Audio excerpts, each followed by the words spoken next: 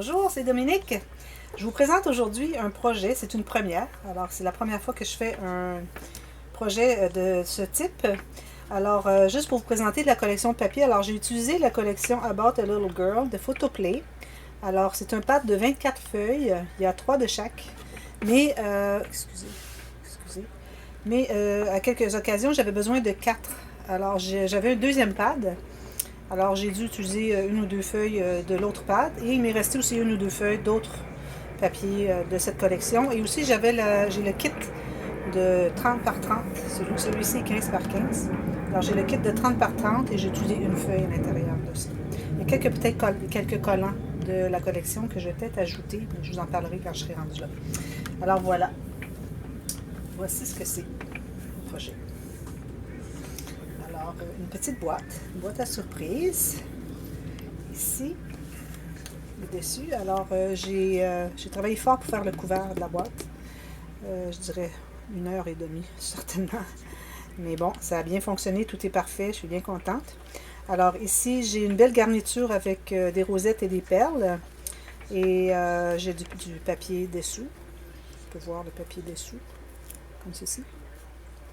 Et ici, sur le dessus, j'ai fait un petit bouquet avec des fleurs, une petite carte montée sur un morceau de carton de poids moyen. Alors, le petit papillon vedette du projet. Quelques fleurs de papier, j'ai mis des petits brillants. Et quelques brillants ici aussi, des perles. Et voilà. Alors, je vais vous montrer comment ça fonctionne. Alors, on ouvre la boîte et soyez bien prêts. Voilà. C'est une boîte explosion. Je ne sais pas si c'est comme ça qu'on le dit en français. Alors, c'est 3 niveaux. Alors, vous avez un premier niveau ici. OK. Le deuxième, celui-là.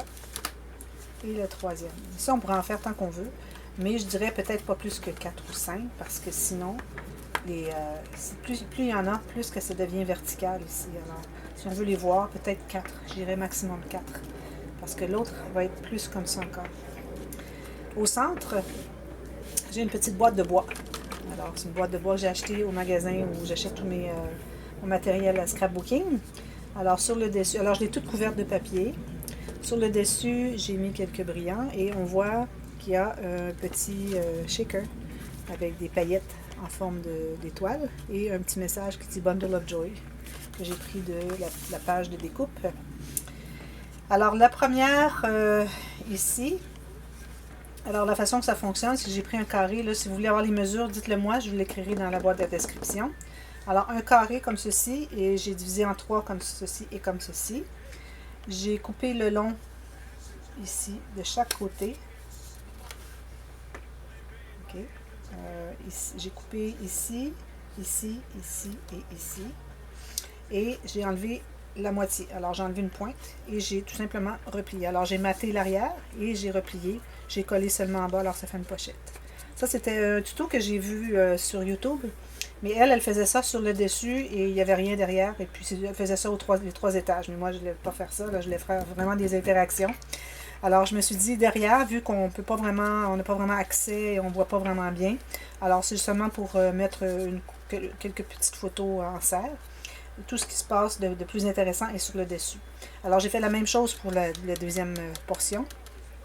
Et je vous expliquerai tout à l'heure comment j'ai fait la troisième qui est différente parce qu'ici, on se trouve avoir la boîte. Alors, on ne pouvait pas faire d'interaction ici. Alors, la première, vu que, comme vous voyez, c'est assez restreint comme espace à cause de la boîte. Alors, on a le petit fermoir ici en métal. Alors, vous voyez, ça ne fait pas beaucoup d'espace pour faire des interactions. Alors, je me suis dit, vu que c'est tout petit, de toute façon, on ne pourra pas faire des interactions. J'ai tout simplement pris les petites découpes de la collection de papier. Et puis, j'ai arrondi les coins. J'en ai fait des petits espaces pour mettre en serre des petites cartes. Alors, ici, on a la carte d'information du bébé qui vient d'arriver. Et les autres, j'ai tout simplement pris 2 petites cartes.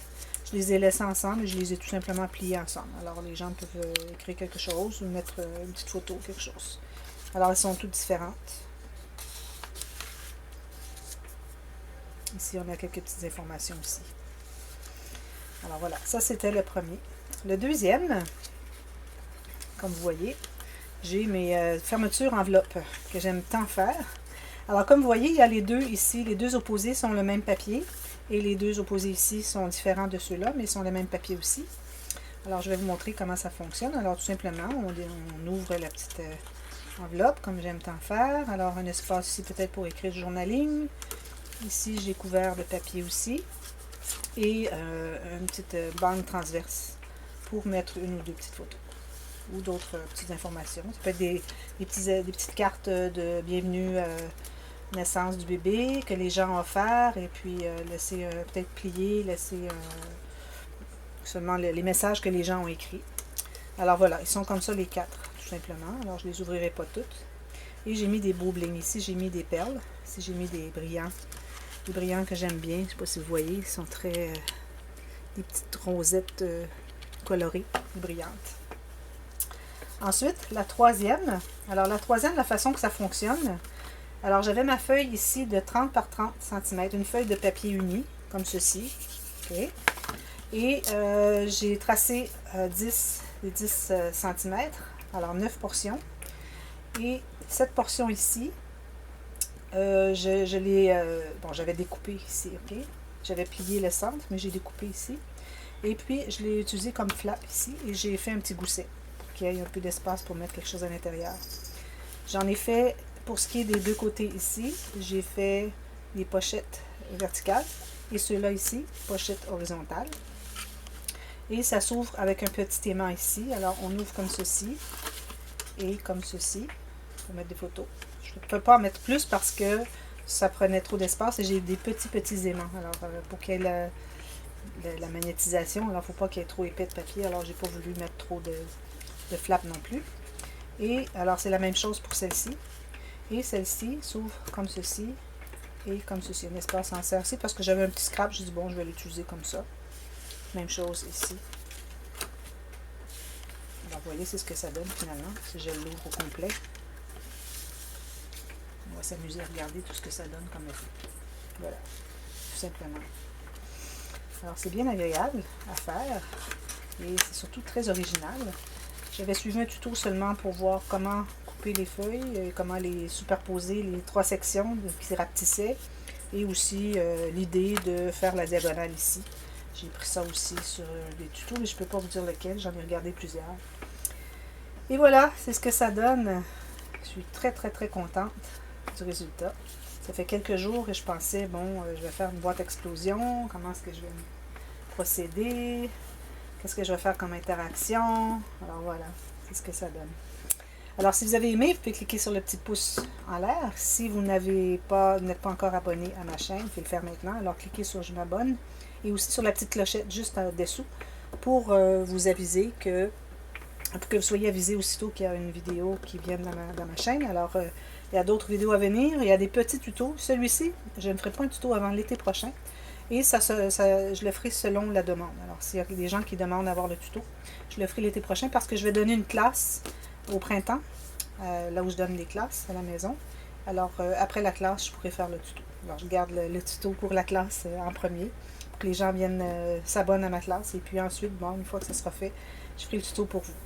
Alors voilà, merci d'avoir regardé et à la prochaine. Bye bye.